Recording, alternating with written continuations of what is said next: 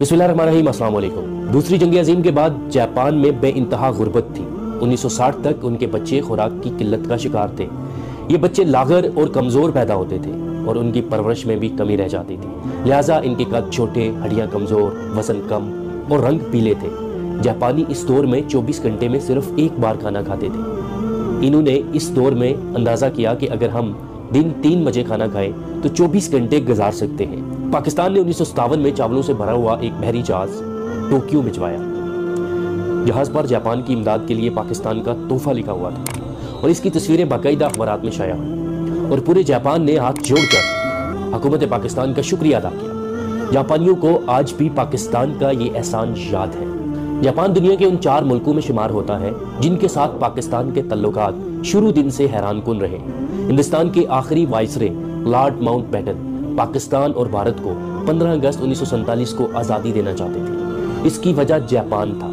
Japan نے 1945 میں 15 اگست کو امریکہ کے سامنے سرنڈر کیا تھا۔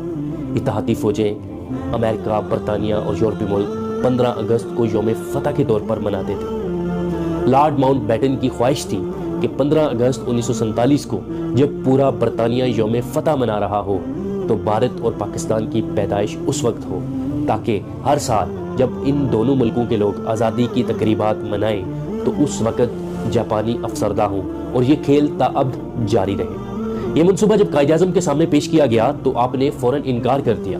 قائد کا کہنا تھا، ہم اپنا یوم آزادی کسی دوسری قوم کے یوم شکست پر نہیں رکھیں گے۔ جاپان آج تک پاکستان کا یہ احسان بھی نہیں بولا۔ دوسری جنگ عظیم میں شکست کے بعد جاپان نے تاوان ادا کرنا شروع کیا۔ یہ آج بھی امریکہ کو ہر سال $10 بلین ادا کرتا ہے۔ پاکستان کا اس تاوان میں 6واں حصہ تھا۔ قائد اعظم نے اس وقت اپنا یہ حصہ بھی جاپان کو معاف کر دیا تھا جب ہمارے پاس سرکاری ملازمین کی تنخواہوں کے لیے رقم نہیں تھی۔ جاپانی آج تک یہ احسان بھی نہیں بولے اور پاکستان نے اپنے ابتدائی دنوں میں جاپان کو نقد امداد بھی دی اور جاپان کو آج تک یہ بھی یاد ہے۔ کہنے کا مقصد یہ ہے کہ ایک پاکستان ایسا بھی ہوتا تھا۔ ہماری دریا دلی صرف جاپان تک محدود نہیں تھی۔ ہم نے 1950 کی دہائی میں جرمنی کو 5 کروڑ قرض ادا کیا تھا، پولینڈ کے متاثرین کو پناہ دی تھی، چین کا دنیا کے ساتھ رابطہ کروایا تھا۔ PIA دنیا کی پہلی ایئر لائن تھی جس نے چین کی سرزمین کو چھوا تھا اور ماؤ زے تونگ اور چو این لائے نے ایئرپورٹ آ کر ہماری فلائٹ کا استقبال کیا تھا۔ ہم نے ماؤ زے تونگ کو ذاتی استعمال کے لیے جہاز بھی گفٹ کیا تھا۔ یہ جہاز آج بھی چین کے میوزیم میں پاکستان کے شکریہ کے ساتھ کھڑا ہے۔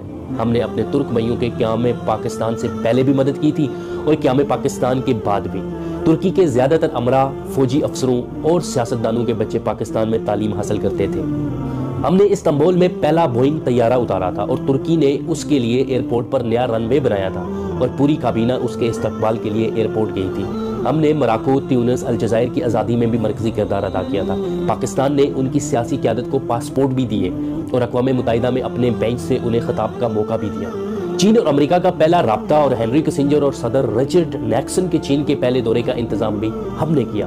چین میں لوہے کا پہلا کارخانہ پیکو کی طرز پر لگا تھا اور چو این لائے اسے دیکھنے کے لیے اپنے ماہرین کے ساتھ 1960 کی دہائی میں لاہور آئے تھے۔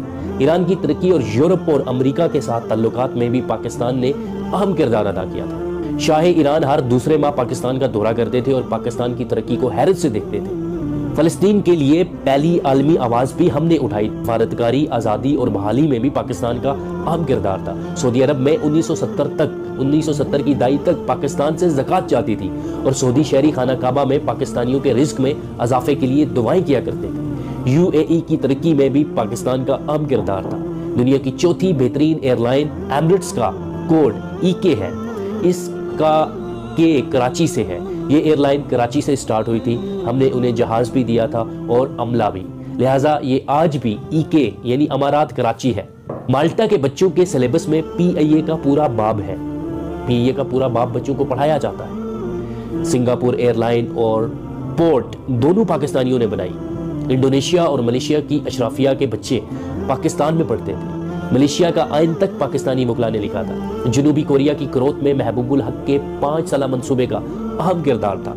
بھارت 1990 کی دہائی میں پاکستان سے بجلی خریدتا رہا اور منموہن سنگھ نے شائننگ انڈیا کا پورا منصوبہ پاکستان سے لیا تھا۔ دنیا کی 3 بڑی انجینئرنگ فرمز نے 1960 کی دہائی میں کنسورشیم بنا کر منگلا ڈیم کا وزٹ کیا تھا، اور ہارورڈ یونیورسٹی کی انجینئرنگ کلاس کے طالب علم جہاز بھر بھر کر مطالعے اور مشاہدے کے لیے منگلا آتے تھے اور اس منصوبے کو حیرت سے دیکھتے تھے۔ مسلم دنیا کے 27 ملکوں کے فوجی افسر پاکستانی اکیڈمیوں میں ٹرینڈ ہوئے اور بعد ازاں اپنے اپنے ملکوں میں آرمی چیف بنے۔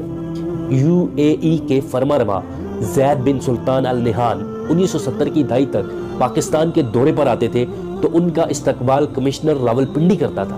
ہمارے وزیر بھی ایئرپورٹ نہیں جاتے تھے، اور سب سے بڑھ کر 1961 میں جب ایوب خان امریکہ کے دورے پر گئے تھے تو پوری امریکی کابینہ نے صدر جان ایف کینیڈی سمیت ایئرپورٹ پر ان کا استقبال کیا، اور صدر ایوب خان ایئرپورٹ سے وائٹ ہاؤس کھلی گاڑی سے گئے، اور سڑک کی دونوں سائڈز پر امریکی عوام پھول لے کر کھڑے تھے اور پاکستان زندہ باد اور ویلکم ویلکم کے نعرے لگا رہے تھے۔ پاکستان نے ایک دور ایسا بھی دیکھا جب دنیا حیرت سے اس کی طرف دیکھتی تھی، اور یہ جرمنی اور جاپان جیسے ملکوں کو قرضے اور امداد دیتا تھا، لیکن پھر اس ملک پر ایک ایسا دور آیا جس میں ہم $1 ارب کے لیے دنیا کے دروازے پر بھکاری بن کر بیٹھے ہیں، اور دنیا ہمیں غرور اور نفرت سے دیکھ رہی ہے۔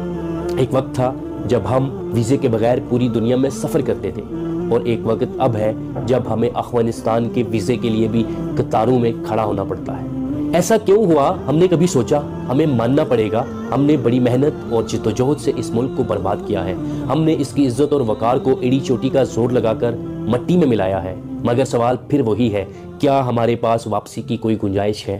جی ہاں، ابھی وقت ہاتھ سے نہیں نکلا، ہم تاحال ایک قوم ہیں، ہمارا جغرافیہ بھی بحال ہے، لہٰذا اگر آج بھی نیند سے جاگ اٹھے، ہم اپنے حال پر رحم کریں تو ہم 10-20 برسوں میں دوبارہ اس لیول پر آ سکتے ہیں جس پر ہم دوسرے ملکوں کو امداد اور قرضہ دیں، لیکن اس کے لیے ہمیں چند بڑے فیصلے کرنا ہوں گے۔ ہمیں سب سے پہلے سیاسی انجینئرنگ بند کرنا ہوگی، ملک میں 5 سال بعد الیکشن ہوں اور یہ فری اینڈ فیئر ہوں، اسٹیبلشمنٹ الیکشن مینج نہ کریں، کسی عہدیدار کو وہ سیولین ہو یا ملٹری ایکسٹینشن نہ دی جائے، کوئی بھی سیاستدان 2 یا 3 دفعہ سے زیادہ کا وزیر اعظم نہ رہ سکے، ملک کو بزنس فرینڈلی بنایا جائے، کوئی بھی شہری یا غیر ملکی ملک میں کمپنی کھول سکے اور کاروبار کر سکے، حکومت اسے 5 سال تک ٹیکس کی رعایت دے اور 30 سال کی عمر تک تمام لوگوں کو ہنرمند بھی بنائے۔ ملک میں کوئی شخص بے ہنر اور بے روزگار نہ پھرے، اگر کوئی شخص بے روزگار ملے تو پولیس اسے گرفتار کرے اور اسے اپنی کسٹڈی میں لے جا کر اس سے کام لیا جائے، اور اس کی پہلے مہینے کی آدھی تنخواہ بھی گورنمنٹ کے اکاؤنٹ میں ڈالی جائے تاکہ وہ دوبارہ ایسی جسارت نہ کرے۔ یہ تھی ہماری آج کی ویڈیو، پسند آنے کی صورت میں اسے لائک ضرور کیجیے گا اور اپنے دوستوں میں شیئر بھی کیجیے گا، اور ہماری شاندار تاریخ کو اپنے دوستوں تک ضرور پہنچائیے گا کہ ایک ہماری شاندار تاریخ ایسی بھی ہوتی تھی، ہمارا پاکستان ایسا بھی